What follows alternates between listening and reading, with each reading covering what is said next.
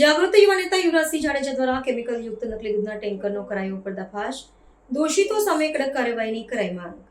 ગુજરાતના વિવિધ વિસ્તારોમાં છેલ્લા લાંબા સમયથી કેમિકલ યુક્ત નકલી દૂધનો બેફામ કાળો કારોબાર ચાલી રહ્યો હોવાની ચોંકાવનારી વિગતો પ્રકાશમાં આવી છે।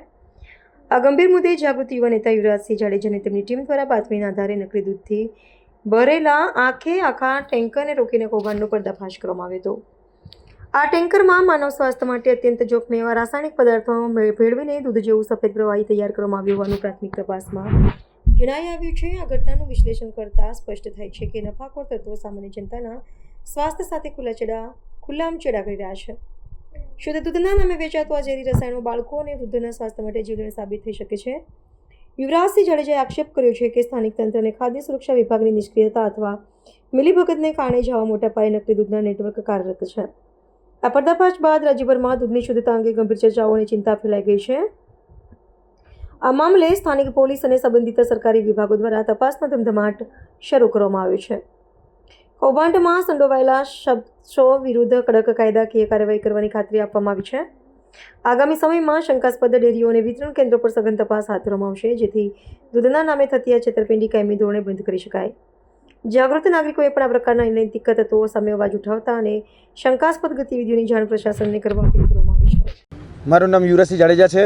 છેલ્લા ઘણા સમયથી આપણે ગુજરાતની અંદર જોઈએ છે કે નકલીઓની ભરમાર ચાલી રહી છે અને આજથી થોડા સમય પહેલાં અમે નકલી દૂધ જે છે એટલે કે સફેદ દૂધનો જે કાળાબજારી કરે છે એનો પર્દાફાશ કર્યો હતો। વડિયા ખાતેથી અમે એક ટેન્કર પકડ્યું હતું અને એ ટેન્કરની અંદર કેમિકલ યુક્ત દૂધ એ જાણવા મળ્યું હતું। એ જ પ્રકારે આજે વિસાવદરના લેરિયા ખાતેથી જે ટેન્કર નીકળે છે સવારના 5 વાગે, જેના માલિક દેવાભાઈ ભરવાડ છે અને એ દેવાભાઈ ભરવાડના ત્યાંથી દૂધ નીકળી અને સવારે 7 વાગ્યાની આસપાસ જે જૂનાગઢની જે સોરઠ એટલે કે ગિરનાર ડેરી છે એ ડેરીની અંદર ખાલી કરવામાં આવે છે।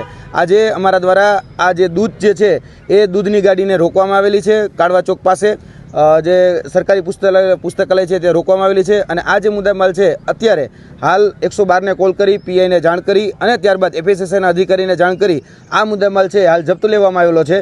અમને પૂરેપૂરી શંકા છે કે આ દૂધ જે છે એ કેમિકલ યુક્ત દૂધ છે, એટલે આની અંદર કયા કયા પ્રકારના એડલ્ટ્રેશન કરવામાં આવે છે, કયા પ્રકારના કેમિકલનો ઉપયોગ કરીને આ દૂધ બનાવવામાં આવ્યું છે તેની તપાસ થવી ખૂબ જરૂરી છે। છેલ્લા ઘણા સમયથી જોઈએ છે કે ગુજરાત ખાસ કરીને કેન્સરનું હબ બનતું જાય છે। કેન્સર હોય કે પછી કિડનીના સૌથી વધારે કેસ એ ગુજરાતની અંદર જોવા મળે છે, તો એની પાછળ ક્યાંક ને ક્યાંક અમને લાગી રહ્યું છે કે મુખ્ય જે કારણ છે એ મુખ્ય કારણ આ કેમિકલ યુક્ત દૂધ છે। આજે આ દૂધ જે છે એ અત્યારે જૂનાગઢની સી ડિવિઝન ખાતે જપ્ત કરવામાં આવેલું છે। અમે રાહ જોઈ રહ્યા છીએ કે એફએસએસઆઈના અધિકારી જલ્દી આવે અને આની યોગ્ય તપાસ કરે।